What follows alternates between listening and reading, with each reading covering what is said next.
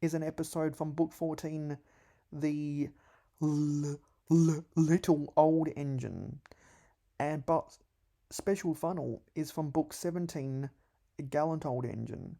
So I think it's weird that they didn't have those in the same book, but there's a nice continuation between Trucks and Special Funnel.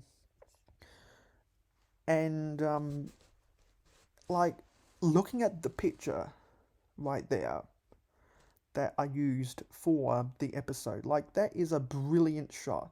And the way that when the trucks crash into Peter Sam, one of the trucks just goes flying in the air like a kamikaze pilot and just knocks over the water channel that goes above the tracks.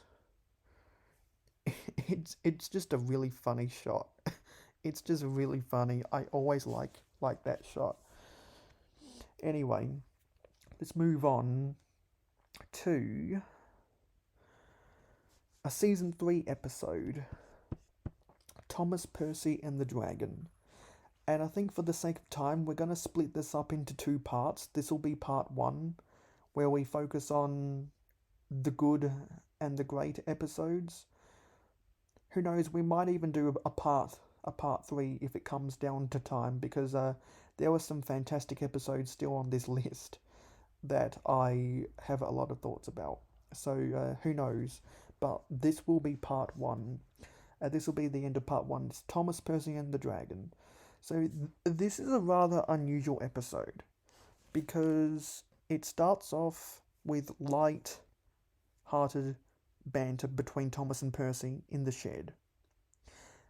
And then all of a sudden Thomas gets an important job to collect something unusual from the harbour. And this is one of the, if not the most unusual pieces of cargo I think I've ever seen the island of Sodor import from any of its harbours, the Chinese Dragon. And it was obviously a demand by the merchandisers, because Thomas Wooden Railway made a Chinese Dragon. Any of you Ertl experts out there, I'm not sure if there was an Ertl Chinese Dragon. I'm pretty sure there were there were Tomy Chinese Dragons. So even though this episode probably only exists to create merchandise and was written as a magazine story originally, because until season 5 they could not write their own episodes that weren't based on written material, which is the only reason why book 7 More About Thomas the Tank Engine exists. No, sorry, not book 7, book 27 More About Thomas the Tank Engine exists in the first place, because they needed to get more Thomas centric episodes into season 2. Yeah, so this is another magazine episode, but it's done really well.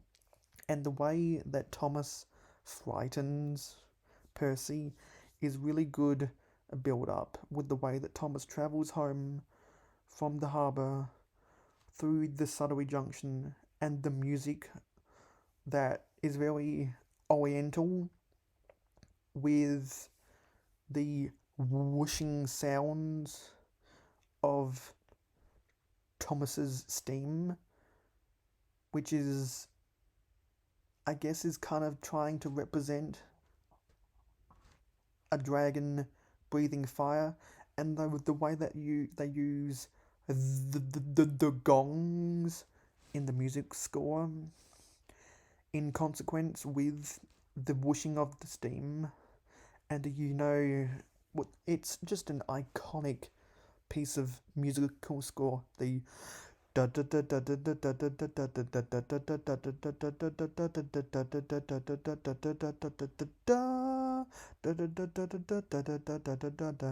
that music score, it's just really iconic. The second half of the episode kind of falls flat, because Percy's trying to suss out what's happened, and then at the end sees the Chinese Dragon again, because Thomas comes up, and then Thomas explains the situation, and there's a light-hearted